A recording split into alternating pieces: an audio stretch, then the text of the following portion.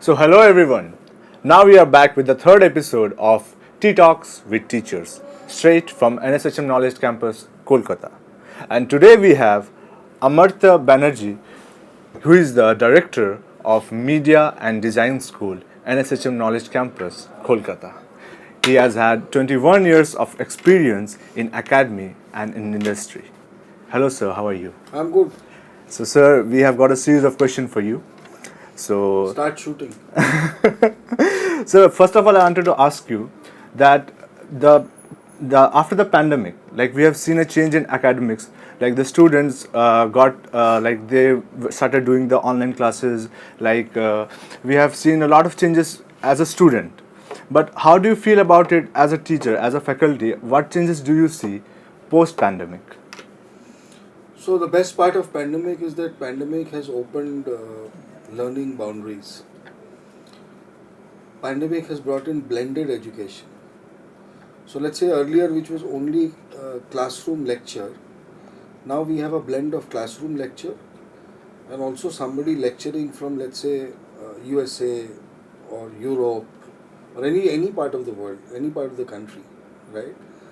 And then that is live and that is interactive. So it is just not recorded. So it's more collective. So it's more collective, yes. It's more wholesome. And what pandemic has brought in is the culture of virtual learning, which was earlier not there. That platform was always there, the technology was always there, but the culture was not there.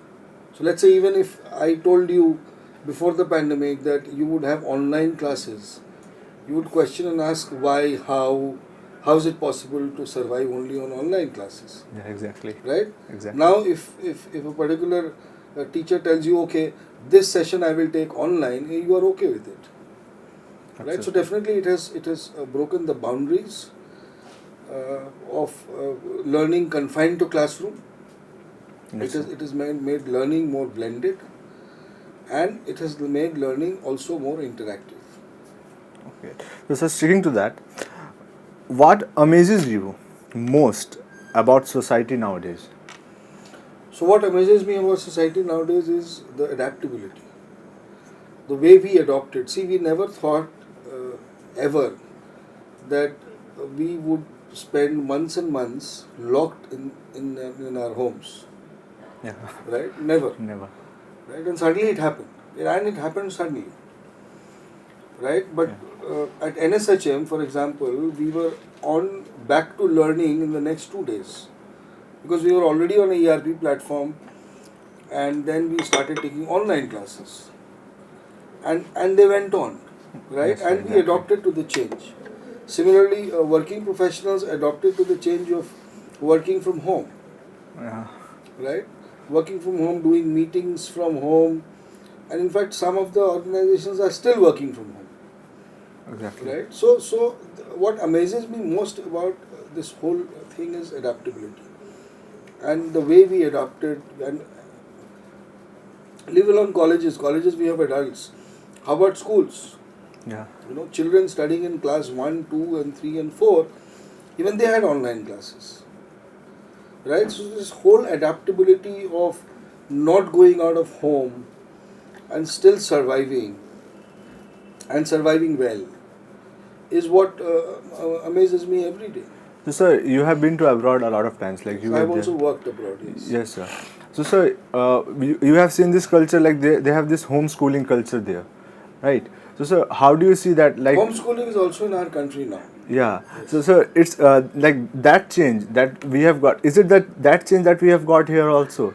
Like, there are many students who can't, like, they don't want to, or if they're afraid of going to schools or colleges, so they used to do homeschooling, or if they're preparing for certain exams. So, sir, what do you feel about that? Like, how it affected to our country, like from abroad? Did we take it from the abroad, or did the pandemic bring it to us? No, see, homeschooling was always also there even pre-pandemic. Even in our country, I know many people whose kids were doing homeschooling. Let's understand one thing, that we in India, we have always thought that classroom education was more credible. So somebody who did a distance learning program was not credible to us. We would not consider that person as a complete educated in that particular degree. Yeah, exactly. Right? So this is also one more change which the pandemic brought us, and where we started respecting distance and online and virtual education. That a whole acceptability of accepting online education as a credible platform for learning is what we got. So the pandemic also brought in a lot of good things. Blessing in disguise. Got a lot of good things, along with the fact that we were locked up and Caged. caged. It was a different experience altogether. Nobody thought that you would have to spend months in that situation. But like I said, what amazes me about this society is that we adopt so fast to change, and now we are okay. Yeah. So tomorrow, like I said, tomorrow if I tell you that 2 of your classes are going to be online and rest offline, you are okay with it. Certainly. So coming on to next question, standing in today's 21st century, girls are always compared with boys. What are your views on this subject? See, I have 2 daughters, and I'm very happy that I have 2 daughters. Being a man, I'm saying this. Now, as long as you go on biases, so that bias could be a gender bias, that bias could be on the basis of religion, that bias could be on the basis of your economic, social status. Okay, so as long as you have biases in the society, your progression and growth is always staggered, is always hindered, right? So, like in India today, and then I think we've come a long way from acceptability of women in every other profession, Yes, sir. including the army, the air force, armed forces, police, and of course in all other industry, right? And we have accepted it, and we are encouraging it. Okay, so and this is extremely important. But what is more important now is the reach of this no gender bias going beyond cities. Yeah. Going beyond Beyond cities, going to B-level cities, going to rural India. Yeah, exactly. And still, this is only a half battle won. We still have a lot of biases. And like I said, any kind of bias is not progressive. Just not gender bias. Any bias is not progressive. Okay. So, tell us 2 pros and cons of working abroad. Like as you have said that you have worked a lot there.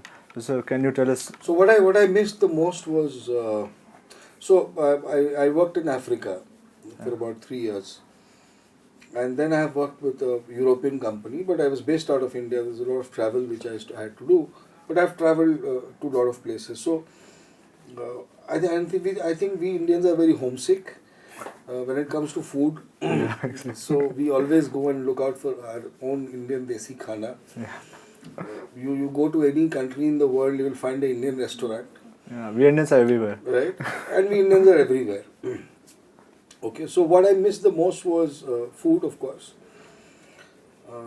And of course, food, people. But what you miss most is the independence. This is your country. You are a citizen of this country.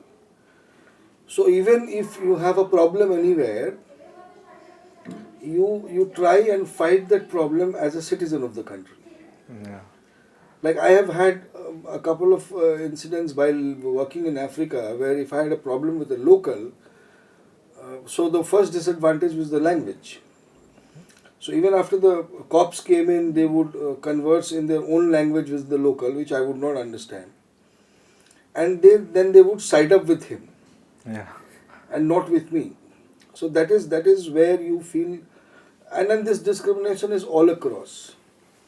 Rather, in Africa, thankfully, I did not have to face racial discrimination. If you go to Europe, if you go to America, this racial discrimination is there. It's still there as we speak, 2022. Right? We still have to fight for it. The advantage of having worked outside is that you work with people from different countries, so multiple culture, multiple nationalities. You get to know a lot of things. Travel always broadens your viewpoint. You know, Yes, sir. travel is the knowledge that you get while you go out. You meet different people. You live with different cultures.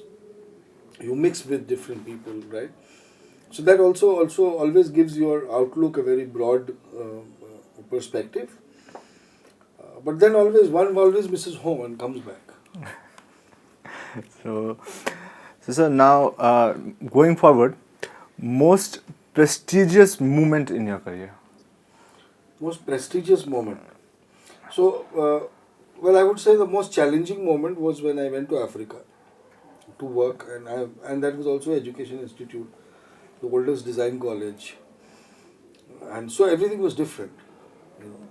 So one, of course, I did not know the local language, but language of communication was English, Yeah.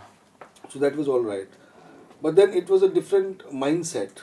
Even the cultural differences play a lot. There's cultural difference, there is curriculum difference, there is regulatory bodies are different, unlike you have in our country. Yeah. The way faculty thinks about teaching is different. I would not say very different, but yes, there are differences. But one thing I realized is a student is always a student wherever he is in any part of the world. So the way a student thinks, let's say a way a student thinks about bunking classes, is the same all across the globe. The way a student devises new excuses of not submitting assignments is the same. So that is one common thing which was common and same, Yeah. right? But of course, the way students look at careers and jobs in India, it is very different in Africa. The way they look at jobs and careers, our societal setup is very different, right? So of course there was a lot of difference, and so I could actually become very comfortable in my own working space. I still remember the first communication that I had with in a hall of 500 students, and I was an Indian, right? And Africa, you see, Africa is a continent. Yeah. It's not a country. So I was in Kenya, Okay. and but the peculiar part of Africa is, since people from any country of Africa look the same, Yeah. we call them Africans. Africans. Correct? That's not the case, let's say, with Asia. Yeah. Where so Japan is also in Asia, China is also in Asia, India is also in Asia, right? Pakistan, Bangladesh, Nepal, and then Thailand, Afghanistan. right? So people look different, and we identify ourselves with the country that we come from. Come from. In Africa, so it's a larger thing, So we are Africans, Yeah. and then they would talk about their own country. So I still remember 500 students, all Africans, and there were, let's say, about 10, 15 students of Indian origin who were born in Africa, and there's a large diaspora of Indian population in Africa. Africa. Yeah. Right? And so when I went there to talk to them, people asked me questions like, why have you come all the way from India to work here? You did not get a job there in your country. Right? So it is, let's say, students asking me this, right? From there, in 3 months' time, I used to be so overwhelmed with students coming to my room that I actually had to tell them, no, I'm busy, I can't. And they would say, sir, just 5 minutes, we want to talk to you. So Right? here also they have named you the Batman. So that is always a very, very pride moment for somebody in education. I would also say one of my achievements, and it's not an achievement, it's something that I have got being in this industry for 20 years, is that I have seen 20 batches coming in and going out. So I have seen the change of what a 10 plus 2 who did his 10 plus 2 in 2005 thought, and what a 10 plus 2 who does his 10 plus 2 in 2023 thinks. Yeah. And I find there's a huge difference about perspective, the way they look at their career, the way they take decisions. Like today, I see a lot of entrepreneurs coming out, Yeah. and this is a change in the last 5 years, especially in India, right? Where Yes, yeah.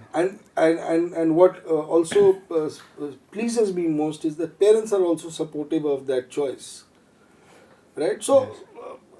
and I have been fortunate to having been exposed to this, this change, so that I could witness a change of 20 years of how students have become different in their thoughts, in their even today in the way we teach, we use a lot of technology. Yeah. 10 years back, we did not use so much of technology, right? So it's an evolving industry, Yeah. and I've always liked being in this industry because one doesn't get old being with young people, right? So, and I think it's full of excitement. So you said like you mentioned that you about the students there. Also here in our college, they tell you as they show you as the superhero Batman, the soul protector who comes out like for in every event that we had. So we have you as our soul protector from the back of the event. I'm So not the only one, there are a lot of other people. Yes. so the next is the funniest excuse you have given to a teacher when you were a student. Like you asked, you said that. As a student, I was a very good boy because I was very scared. I was scared of being slapped. Right? I was In those scared times, of, you used to. I was very scared, always very scared of being hit by the teacher. Right? And like I could never cheat because even if I tried and wanted to, because I thought that the teacher was only looking at me. Yeah, Right? I got it. So and it played in my mind. I always thought, no, the teacher is, but that's not possible. Why would the teacher only look at me? Yeah. But if the teacher is standing there at the table and looking at the whole class, I would always think that the teacher is looking at me. Right? So excuse. Well, I really have to remember. Paid the.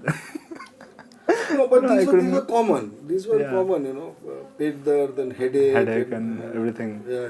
I forgot my book. No, I always did my homework. Like I said, I was very scared of being hit. Okay. I was very scared of being hit. So, and I was very scared of teachers. So you may have lied like if you got less marks and you hid it from your parents that in the tests or in So the I was tests. always very terrible in maths. Okay. Terrible. So I've got marks from ranging from 10 to 70, which was my highest that I got in class 10 board exams, and after which I quit. I said, thank you, maths. It was good to know you. So that was a terror subject. I was so scared of maths in my school days. And that was a terror subject. And no, but I never lied to my parents, even if I got a 4.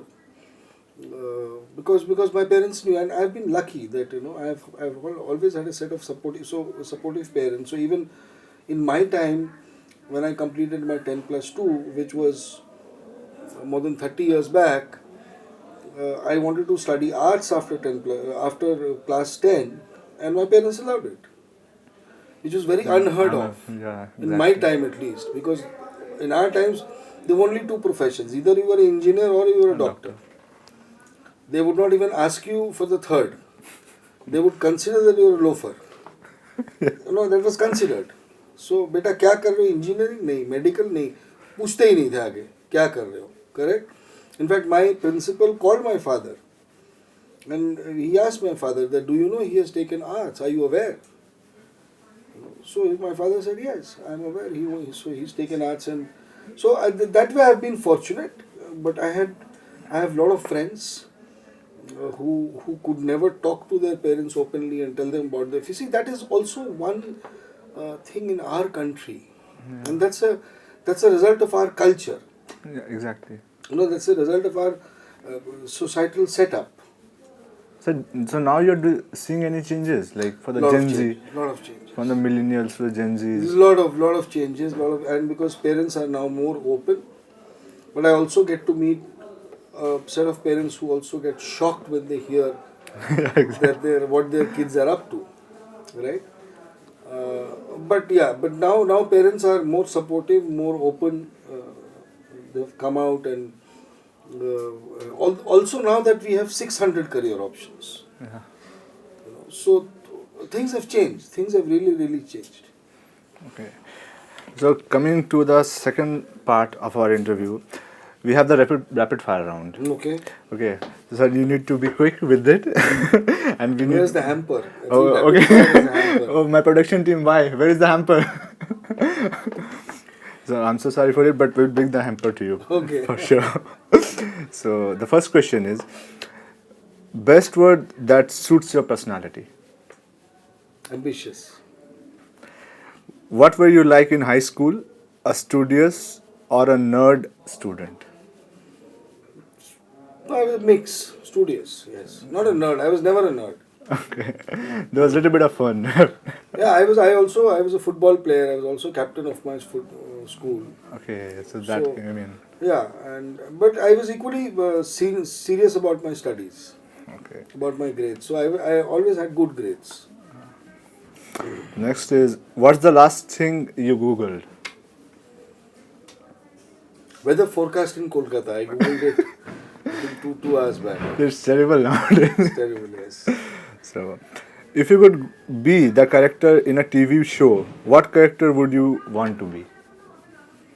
I think I've stopped watching active TV for a very long time. But in a TV show, Yeah, any show, like you could take any series as well if you want. If you're up to any series. Kalin Bhaiya Mirza. Oh my god!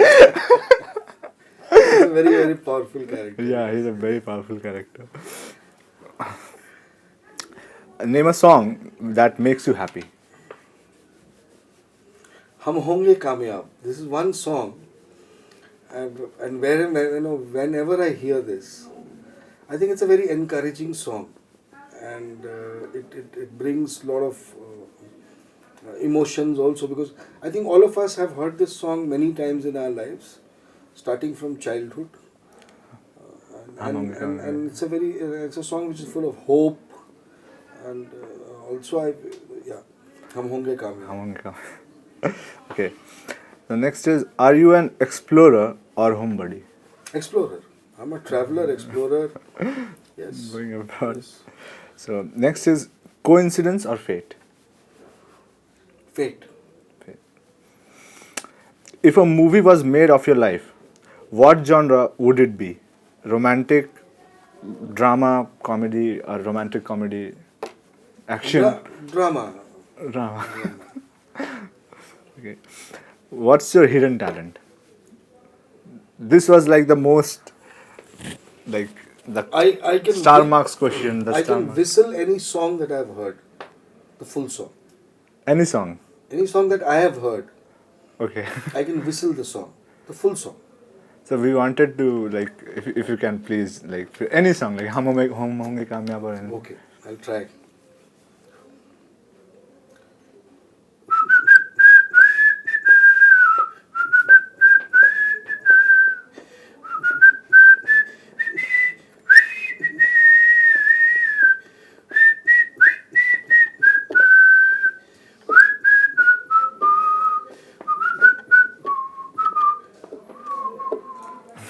That was wonderful. That was really very wonderful, sir. No, like, sir, how talented are you? Like, you played football. You were good at studies. Like, you Yes, know and I did 10 years of professional theatre actually in college. Okay. Yes, I was very active in the theatre society. Multi-talented.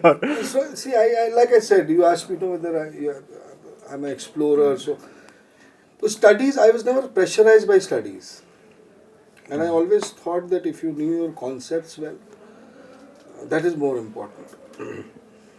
But I wanted to explore everything. So in college, I was a very popular guy. I was into theatre. I was into the debating society. I was into a lot of other things. I was secretary for the hostel, right? So yeah, because I'm a very extrovert person. I love meeting people. Even if I'm sitting in a cab, I try and break a conversation with the Cab driver. Yeah, cab driver. And I think I can communicate with any level. So Yeah. whether he's the CEO of a company or a cabbie, Cab. right? And I think life is too short, and the more you know, the The more you better. experience, more new stories. Okay. So, sir, name the first word that comes to mind. Life is unpredictable. No, it's not a word; it's a Just a sentence. sentence, yeah. Okay. Word. Yeah, word. Destiny. Destiny. I believe whatever you're destined, and it will happen. So fate, I mean, it's going to happen. Like you believe in, like, do you believe in those astrology things or anything? Yes, I believe in astrology. Yes, I believe in the science that talks about the fact that the planets have an influence on our lives. Movement of planets. Yes. So, what would you do if a wild goose started chasing you? I would chase the goose back. That I'm sure of. I've never been scared of barking dogs, especially at night. If you enter a unknown street and dogs start barking at you, you should never run. This somebody told me actually. He said that the dogs are equally scared. Yeah. So if you turn back and start running towards them, they will all run away. And I've tried it. And it worked. It worked. That's great. We have got a lot of information here. Street smart things you need to do. So, coming to the last question. What is your least favorite and most favorite food? See, I'm a foodie, but I'm not fussy about food. You have to understand I'm someone who left home at 17 and a half, 5 years in the hostel. So if you've lived in a hostel, Yeah. you can't afford to be fussy about food. Yeah. You have to start liking it as soon as possible. Start gulping what you get. Yeah, what you get. So, least favorite. There's no least favorite. I think I'm now, but now I think I'm bored eating Maggie. I've eaten so much of Maggie in life. That you can call it least favorite. So working late hours, you need to get it. कुछ नहीं मिला तो चलो Maggi है क्या चलो वही खा हाँ. लेंगे. So Maggie is probably the least favorite. And my favorite food is mutton in any form. So yeah, mutton in any form. Although now I am restricted to eat red meat, but mutton in any form, yes. So that would be your. And I like home cooked food. I can also cook. So yes. So what is your go-to food? Like you can eat it anytime, any day. Like I don't know. I think I can eat anything anytime. I'm not fussy about food. Okay. So let's say when I used to study in college and we used to come back home from the university in Delhi in vacations, so train would stop at Mughal Sarai, and there was this guy who used to fry puris. Yeah. So he was probably frying 50 puris at a time, taking it out like that, and that puri, that aloo ka sabji and that mircha Yeah. is still, I miss that. I want to have that. So I can eat anything actually. So anything. I have no inhibitions of eating anywhere, as long as the food is good. So there's a lot of places, street food. And since I traveled very far and wide, so let's say I am somebody who never desperately look for Indian food when I go abroad. So I also want to try the local cuisine, Okay. right? And see how it tastes. Yeah. Okay. So sir, now I would like you to give a message for our students that those who will be watching our episode. So what message do you have for them? So my message is very simple, which is that have all the fun that you want to, because this is the last leg of your having fun. After this, you start working, the fun is gone. Responsibilities come. It's not about responsibilities. You get into a life which is 9 to 5 or 9 to whatever. You can't bunk. You can't make excuses. You cannot copy paste assignments from Google, right? So all that will stop. So I have always said that that have fun, explore everything, be focused on your studies, and be focused on where do you want to land up. So you must decide now that how a morning in your life 5 days later would look like, or how a morning in your life should, or how you would want a morning in your life 5 years later to look like. Let's say weekend Tuesday morning, how do you see yourself? I think that is very, very important. And being responsible towards their own career goal. Also a lot of something which is very important. See, it's very important to be a good human. So respect, mutual respect towards colleagues, no biases. So gender is one of them, and of course no other biases, and that will always help you to grow in life. That will always help you to work with different people in teams and achieve your goal. That will always make you more flexible. So all I think all biases should be killed, which is very important. So it was a great experience talking to Mr. Amartya Banerjee, Director of Media and Design School, NSHM Knowledge Campus, Kolkata. Thank you so much, sir. Thank you.